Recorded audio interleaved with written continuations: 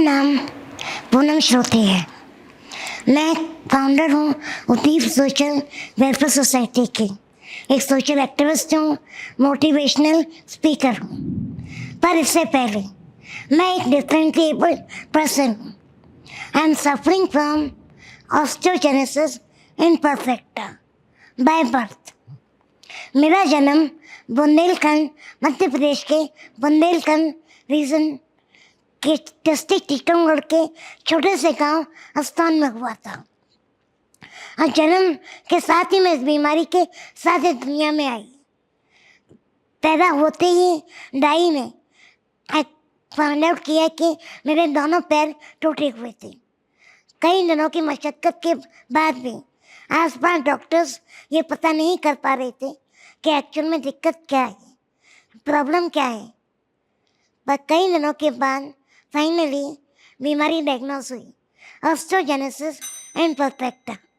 Osteogenesis imperfecta जो बीमारी होती है, इसमें बोन बहुत ही फ्रजाइल होते हैं। इसमें उसकी हड्डी कभी भी किसी भी छोटे झटके से टूट सकती है। आज मेरी उम्र 40 साल है। इन 40 साल के दौरान मेरा हर पल, हर दिन, हर वक्त एक डर के साथ निकला है। डर हड्डी टूटने का, उस दर्द का। बचपन में आपने देखा होगा बच्चों को खेलते हुए। मैंने भी सब बच्चों को खेलते हुए देखा। कभी उस जीवन को मैं जी नहीं पाई।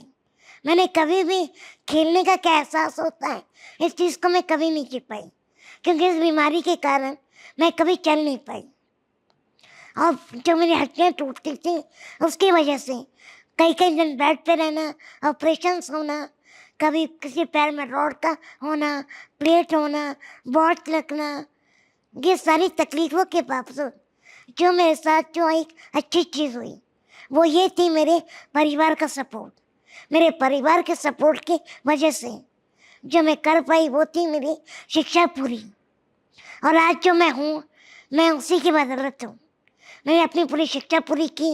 मैंने अपनी स्कूलिंग केंद्रीय विद्यालय से की। इसके बाद मैंने अपना MBA किया। MBA किया मैंने फाइनेंस में। जब मैं MBA करने और स्कूलिंग के दौरान ये सब मैंने बहुत आसानी से बता दिया, पर इन दौरान जो तकलीफ़ें हुई, सबसे बड़ा था सोसाइटी का चैलेंज। सोसाइटी आपको एक्सेप्ट करने को तैयार नहीं होती है कि आप इस तरीके के हो, तो आप नॉर्मल लाइफ कैसे जी सकते हो, आप कैसे नॉर्मल बच्चों के साथ पढ़ सकते हो। दिक्कत है स्कूल के एडमिशन में। कई स्कूलों ने डिनाई किया कि इसको हम एडमिशन नहीं दे सकते। क्यों? क्योंकि वो जिम्मेदारी नहीं लेना चाहते थे कि कल के दिन हड्डी टूट गई, पैर टूट गया तो क्या करेंगे, इसकी जिम्मेदारी कौन देगा। मेरे पेरेंट्स ने उनको रिटर्न कंफर्मेशन दिया कि कल के दिन कुछ हुआ तो उसकी जिम्मेदारी हमारी होगी। कई फाइट्स के बाद फिर हमको स्कूल में एडमिशन मिला। पर स्कूल में एडमिशन लेने के बाद भी क्या मेरे ऐसे बच्चे के साथ नॉर्मल पढ़ाई करना पॉसिबल था?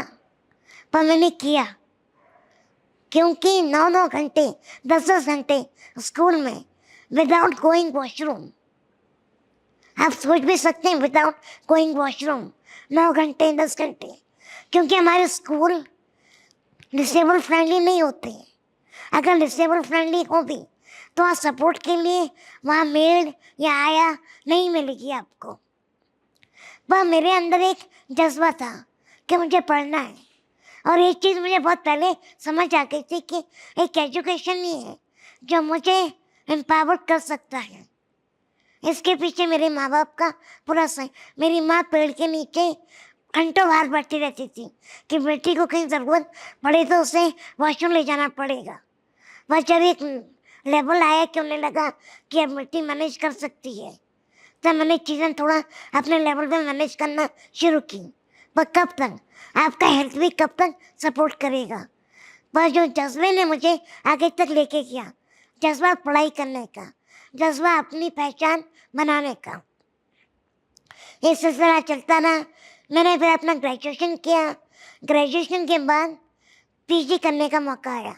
सबने मुझे बोला कि कुछ ऐसे डिग्री कर लो जिसमें ज़्यादा, कहाँ तुम MBA करना चाहती हो। पर अंदर जिद थी कि करना है तो एमबीए करना है।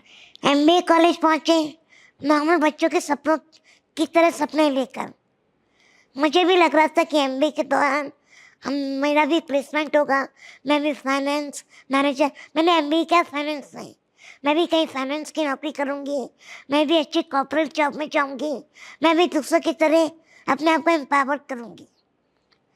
पर असली हकीकत का चैलेंज सामना हुआ मुझे मेरे पीजी के दौरान, जब कंपनीज आई। भले ही वो एचआर मैनेजर्स अच्छे सूट बूट में होते थे, पर वो थे उसी सोसाइटी की मानसिकता का शिकार, जहाँ पे किसी भी विकलांग को देख के पहला क्वेश्चन आता है पहला आंसर उनके दिमाग में आता है लाचार, ये कुछ नहीं कर सकता। मतलब सिर्फ वो देखकर आपको, मुझे देखकर ही जजमेंटल हो जाते थे कि कुछ नहीं कर सकती है। मुझसे पढ़ाई का कोई क्वेश्चन पूछा नहीं जाता था, सिर्फ पूछा जाता था कि कैसे आओगी, कैसे जाओगी, कैसे इतने घंटे काम करोगी। पर अंदर एक जिद थी कुछ कर दिखाने की। एक rejection, 2 rejection, series of rejection, but ठान लिया था कि देखते हैं कब तक रिजेक्ट होते हैं।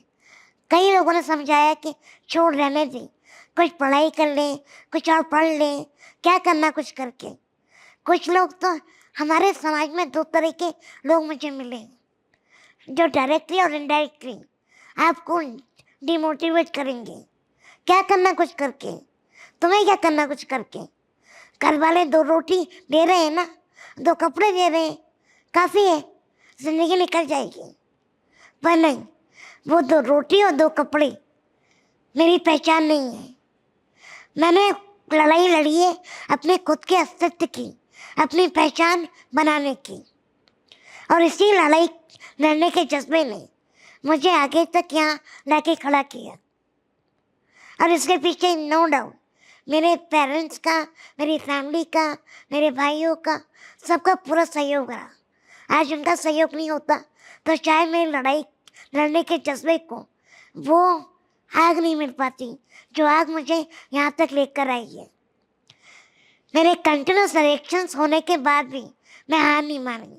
मैंने कंटिन्यूस अप्लाई करती रही, इंटरव्यूज देती रही, और एक टाइम आया जब एमबीए ख़त्म हो गया, सब मेरे आसपास के दोस्त प्लेस हो गए और मेरी नौकरी नहीं लगी थी।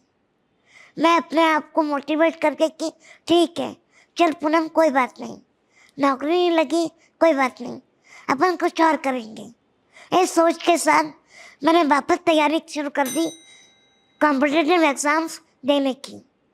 कॉम्पिटिटिव एग्ज़ाम की तैयारी कर ही रही थी कि पेपर में एक ऐड देखा वॉक-इन से। जिस हालत में घर के हालत कपड़ों में बैठी थी, मैं सोचा चलो इंटरव्यू देकर आते हैं। इतने रिजेक्ट हुए, एक बार और रिजेक्ट होते हैं। इंटरव्यू देने गए, मैंने जैसे इंटरव्यू दिया मैंने डायरेक्टर को मुंह पे बोला कि sir please if you are going to reject me tell me on my face, because your disability we are going to reject you. बोले तुम्हें ऐसा क्यों लगता है कि हम रिजेक्ट करेंगे?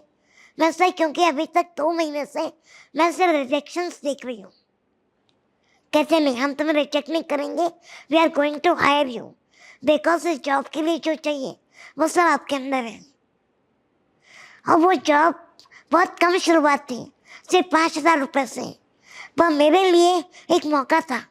मेरे लिए वो सैलरी मैटर नहीं कर रही थी। मुझे तो लग रहा था कोई फ्री में भी नौकरी देते तो मैं अपने आप को प्रूव करूँगी, अपने आप को साबित करके दिखाऊंगी कि मैं कुछ कर सकती हूँ। मैंने वो 5,000 की जॉब मेरे लिए 50 लाख के बराबर थी। मैंने जी जान लगा के 7 ईयर्स वहाँ काम किया और अच्छा परफॉर्म किया, पर दिक्कत आई मेरी हेल्थ के साथ। जब स्कूल से लेके अभी तक मैंने अपने आप को इतना वो किया कि 9-9, 10-10 घंटे आप वॉशरूम नहीं गए, सिर्फ अपने आप को प्रूव करने के लिए, काम करने के लिए, तो कहीं ना कहीं आपकी हेल्थ अफेक्ट होना शुरू हो गई। जब हेल्थ अफेक्ट करना शुरू हो गई तो मैंने डिसाइड किया कि नहीं, अब मुझे जॉब छोड़ना चाहिए और कुछ ऐसा करना चाहिए जो मेरा पर्पस है। क्योंकि जॉब के दौरान भी मैंने फाइंड आउट किया कि इसमें मैं अकेली नहीं, ऐसे बहुत से विकलांग हैं जो सेम दिक्कत को फेस कर रहे हैं, जिनको ये लग रहा है कि उनको नौकरी नहीं मिलेगी क्योंकि वो रिजेक्ट हो रहे हैं सिर्फ डिसेबिलिटी की वजह से। मैं सोचा ऐसा कुछ किया जाए जो दूसरों के लिए भी हो। ये सोच के मैं 2014 में जॉब छोड़ी। उसके बाद मैंने खुद की एनजीओ स्टार्ट की, उद्दीप सोशल वेलफेयर सोसाइटी। एनजीओ तो स्टार्ट कर दी थी पर डायरेक्शन नहीं पता था, क्या करना है, कैसे करना है, कहाँ जाना है। पर हाँ, कहते ना कि जब मकसद सही हो और काम करना चाह रहे हो आप, तो ऊपर वाला भी आपका साथ देता है। तो लोग जुड़ते गए, मैं काम करती गई और एक के बाद एक चीज़ें मुमकिन होती रही। पर इतनी आसानी से नहीं, इसमें भी चैलेंज है। इसमें भी लोगों ने एक ही चीज़ रियलाइज़ कराई, तुम क्यों कर रही हो सब, तुमको क्या ज़रूरत है सब करने की। पर नहीं, अगर मैं कुछ बदलाव लाने के लिए आगे नहीं बढ़ूंगी तो शायद मेरे जैसा कोई भी इंसान सर उठा के जी नहीं पाएगा। इसलिए मुझे लगा कि नहीं, भले ही बदलाव 1% हो या 0%, 0.1% हो, पर मतलब बदलाव होता है, उसकी पहल मुझे करनी पड़ेगी। मैं धीरे धीरे शुरुआत करना शुरू की, डिसेबल लोगों को ट्रेनिंग देना शुरू किया, उनके प्लेसमेंट के लिए काम करना शुरू किया और धीरे धीरे करते करते मेरे काम को मुझे रिकॉग्निशन मिला राष्ट्रपति प्रणब मुखर्जी से।